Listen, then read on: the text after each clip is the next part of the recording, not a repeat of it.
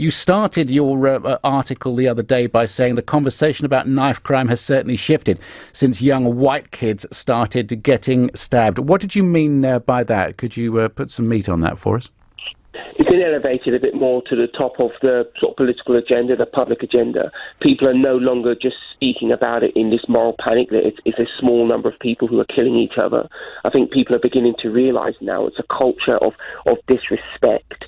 It's a culture that is not just amongst black children, it's amongst all of our children, and it's something that there's no silver bullet to, but we do have to take action on a number of levels if we're going to make a change.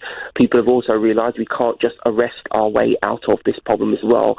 And I wrote those words to pull people up, to cause some shock, to make people think. We are talking here about the survival of our children in a very literal sense, and that's why I put it in those terms. Yes, and this is about the rise of antisocial behaviour at its core, isn't it? And this started a long time ago. I was warned by a very senior policeman back in 2003 that we are not protected by the police, we are on our own, and the rise of antisocial behaviour was the most important thing that was happening, and I think we're seeing it now.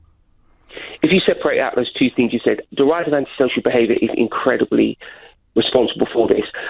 Little things like you go on a bus and someone will just play their phone full blast and expect everybody to listen to that. If you go back 10 or 15 years, people wouldn't do that. They'd have played it through their headphones or not at all. And that shows you that we're in this space where people think, well, I can do what I want to do regardless of what effect it has on everybody else. And what you see with stabbings now, I don't know, none of us know the full details of the stabbing yesterday in Finchley, but apparently it's because a look was exchanged and a person didn't like that look.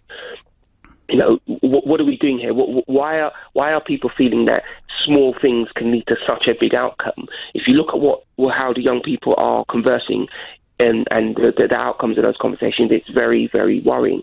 And also as well, the important thing is this is not just focused on young people. Many of the victims and perpetrators of knife crime are above what we would consider young people in age.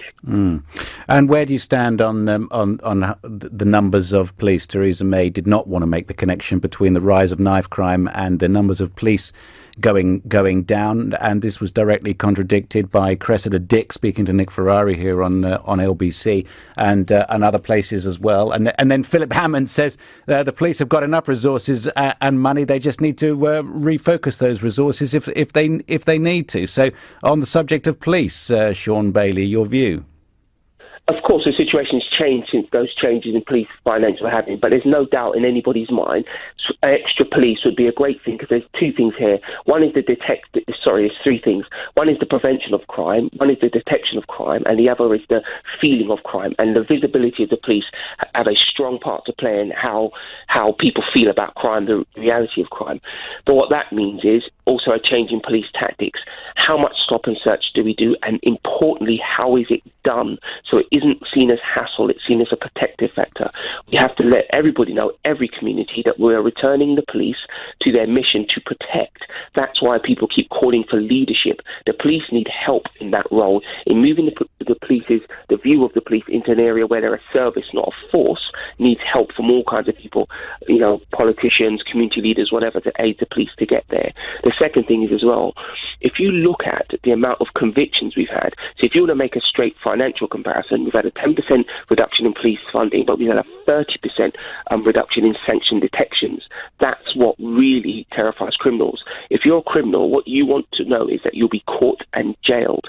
Currently, we don't do that. The legal system is letting lots of people who've carried knives 1, 2, and 3 times get away with it completely. So, of course, they remain armed, and then much bigger chance of becoming a perpetrator. That's what we've got to focus on as well.